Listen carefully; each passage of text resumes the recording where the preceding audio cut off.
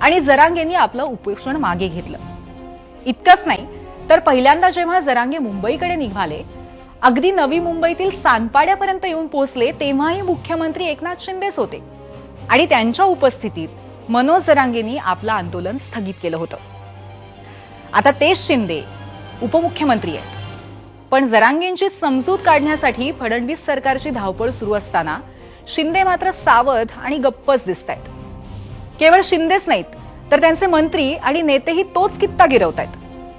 खरं तर जरांगेंचं वादळ मुंबईत येत असताना उपमुख्यमंत्री एकनाथ शिंदे गणेशोत्सवासाठी आपल्या दरेगावी जाणार होते, पण ऐनवेळी त्यांनी गावी जाण्याचा बेतही रद्द केला.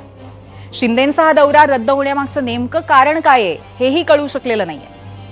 पण अखेर आज त्यांनी मराठा आरक्षणाबद्दल इतक्या दिवसांचं आपलं मौन सोडलं आणि जरांगेंना आंदोलनाची वेळ बदलण्याची विनंती केली. लोकशाहीमध्ये आंदोलन करणं